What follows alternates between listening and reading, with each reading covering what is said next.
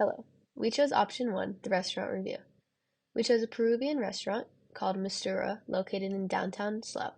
Mistura is a modern Peruvian restaurant that captures the multicultural spirit of Peru, combining its native Incan and pre-Columbian heritage with Italian, Spanish, Japanese, and Chinese influences that truly embody the country's flavorful cuisine. When we walked into the restaurant, we were immediately impressed with the decor and the layout of the restaurant. The first thing we noticed were the desserts. They had them all laid out and they all looked so good, so we knew we were going to have to try a couple after our meals. We were greeted right away and sat at our table. The overall atmosphere was super nice. We researched and found that in Peruvian etiquette, the knife remains in the right hand and the fork remains in the left while eating. Also, when you are finished, you are to place your silverware diagonally across the plate. When we sat down, our waiter came over and gave us some Peruvian nuts to try. Here's Colette trying the nuts. We all thought they were fine, they weren't anything special. And this was the menu. As we were going through it, the waiter told us about his recommendations and acknowledged that all poultry, fish, beef, and pork are sourced locally and must be free-range, organic, non-hormone treated, which really stood out as we had our meals. But there were so many options that sounded so good, so it took me a while to decide what I wanted to get. Ellie ended up getting the chifazo, which was a stir-fried noodle with beef strips, ají amarillo, onions, tomatoes, soy, and served with your choice of beef or chicken. She chose beef. This dish is packed with fiber and vitamins that can be found in the noodles and the veggies. The meat also is high in protein. Overall, this is a nutritious and balanced dish. This dish accurately represents Peruvian culture and showcases Peru's influences from Chinese immigrants, especially with the stir-fried noodles. This was Ellie's first taste of the dish. It was delicious and the meat was cooked perfectly, she said. Colette and I both decided to get the Señor Lomo, which included stir-fried filet mignon strips, ají amarillo, onions, tomatoes, potatoes, soy sauce, and white rice. This dish is also rich in fiber, protein, and carbohydrates, which are found in the rice.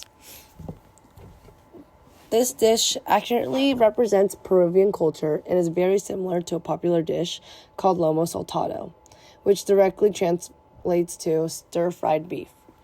This is our first taste of the dish. This dish will always be my all-time favorite as it was super tasty and really captivated Peruvian spices, and our only complaint was that the potatoes got a little soggy with all the sauce, but otherwise it was perfect. After we finished eating, we knew we had to get some of the desserts we saw at the beginning, so we asked the waiter for a dessert menu, and he came back with this platter of all the options. Here's a clip of him explaining all the different intricate desserts they have at the restaurant.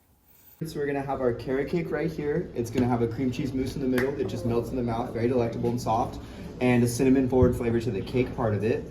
Next up is our milk passion right here. So it's a milk chocolate mousse as the base layer. It's going to have dulce de leche running through it, as well as a passion fruit gel squeezed on top. Another one of my favorites is this one right here. We call it the cloud because of how soft and smooth it is, but it's an almond mousse with caramel going down the middle. It has a whipped topping with fresh oranges, as well as a white chocolate outer shell with almonds cut into it. The rose is going to be a pomegranate rose, so a pomegranate mousse with a dark chocolate cake as the base. Up next is this one. It's going to be a new one she just released, but it's got a chocolate cake as the base, a raspberry mousse inside with a lemon gel. And it's also got a dehydrated lime on top for a little look on top. But this one next up is going to be, I'll turn it to face you, the coconut mousse. Yup. It's going to have, pardon me, a little dark chocolate shell on the back, as well as a passion fruit gel in the middle, so a little bit of tart flavor going with it. The tulip is going to be a pineapple mousse on the outside, a guava heart in the middle, as well as a mint sponge cake as the base. And finally, for our chocolate lovers, this is our chocolate. It's a triple chocolate dough with a little bit of milk, a little bit of dark, as well as a chocolate little crust on the top for a part. It was a hard decision, but we ultimately agreed on the carrot cake and the milk chocolate passion fruit dessert. In Peru, passion fruit is commonly consumed and incorporated into desserts, most commonly paired with dark or milk chocolate. There are desserts such as passion fruit mousse and passion fruit suspiro de limona. Here's some clips of our first few bites of each.